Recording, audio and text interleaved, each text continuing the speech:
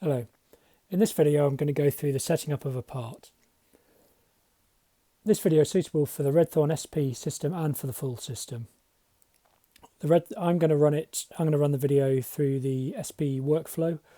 However, the part product maintenance screen is available in the quotation and sales module of the main system.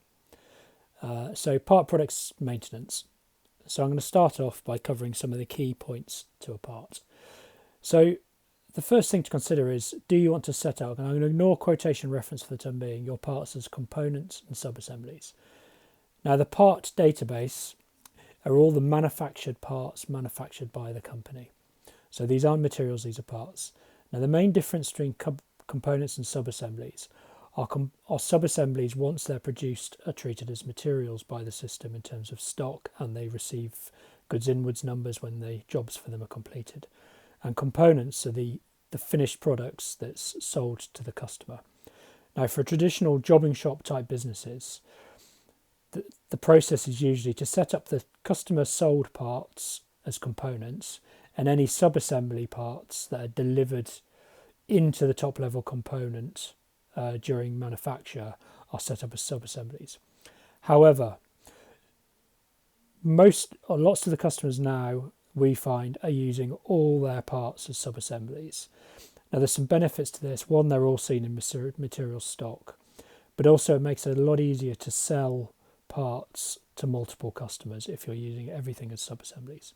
So if you set all your parts up as subassemblies, you can use the sales order processing module, for example, in the main system, and that allows you to have a subassembly that you can sell to multiple customers.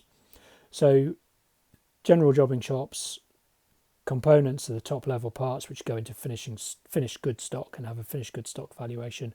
Subassemblies are parts that are manufactured to fulfill that top level component, and they will be treated as material stock once they're completed.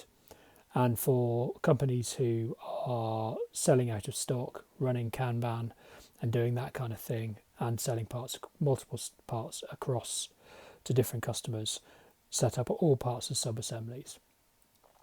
Now a note on that is every component is associated with a customer. So for a component or a subassembly in normal operations, the customer is the customer you're selling to. If you're producing a subassembly that you wish to sell to multiple customers, you set the customer as number one, which is your internal system, or yourself if you like. So that's how you sell using sales order processing to multiple customers. If you are using Redthorn SP and you're just you're producing the same part and selling it to multiple customers, you can have multiple versions of the same part in the system, and you can therefore set a customer for each one. Take note, the internal reference number and the customer part number can be different. So you have the ability to store your internal reference for the part, or you have the ability to input the customer part number. So that's subassemblies and components. Now I'm going to load up a part now, and I've got one I prepared earlier, and it's a D3, and you can see it's brought in a load of general information for this this outer rear bracket subassembly. Prior to doing that, I'm just going to go through some of the elements on the screen that are available before you open up, and they're down here. So one of these items, well, the first item is copy IRN. That'll be covered in the copy IRN video. You can just copy one IRN to the next. The IRN by customer means that you can actually go into a customer and look at all the parts you've already created for that customer and bring them in to the screen this way. This is particularly useful if you, for your IRNs, are setting up the parts in sequential order, because you can see what the previous part was, cut and paste it from here, add the next number or letter in the order, and continue that sequence. So that's the IRN, and if I click it and click OK, it'll pull it through. Planning will take you through to the planning navigator. Batch quantity I'll cover during the rest of the video, and customer will take you through to the customer account maintenance database, so entering customers here. So go through back to my part. It's a D3. And I'm just going to run through all the options over the course of the next 5-10 minutes. So starting here, IRN is the internal reference number. That's the part number you give. This is a unique number and can't be changed once it's set up. Description is as it sounds. It can be multi-line. This is a text field, so you can put it on a second line. Customer part number, again, when you put in a new part, it will mirror this unless you give it something else. Customer drawing number, as expected. This field name can be changed in the admin area of the system. The customer associated with the part, in this case JCB. The nominal code, again, you can just double click these to bring them in. The part issue, the drawing issue, and the lead time in days. That's the lead time, just an overall lead time for this part. Priority is used for scheduling, and custom field is another customer field where you can change the name of this field because you might have something bespoke you put in here. Active is just this part is active and in use, and certificate of conformity means when I produce and deliver this part, it'll also, the delivery note will be produced with a CFC. So over here I have part picture, and this is a basic JPEG or bitmap or image file that you can load to the screen, and it just allows you to quick glance to see visually what this is. I might note that this part I'm working here is a completely fictional part, and don't expect the drawings or the pictures to match up the planning or anything like that. So this image here, you can just upload it straight from your computer, and if you want to have a blowout view of it, you just hit the magnifying glass button. So that's top area of the screen. Then coming down into the bottom area of the screen. Now pricing. Now I have some pricing notes, so I've just typed these in. So I have a price for each of these. Now this might be based on just what I'm selling it for, based on nothing else, but you can do batch pricing and batch estimating here to create that prices, and that will be covered in the estimating screen and the batch estimating, the estimating video and the batch videoing. And I'll open these up now so you can see what I mean by that. So batch quantity, I can set my what the estimate's going to calculate from, so 1 to 1, 2 to 2, so I could change the span for this. This will be covered in a different video. Batch estimate actually tells me the estimate prices based on a previous estimate I've run. So the estimate for this is going to cost me £184, 159. So I can use this estimated quantities to decide on what pricing structure I'm going to set.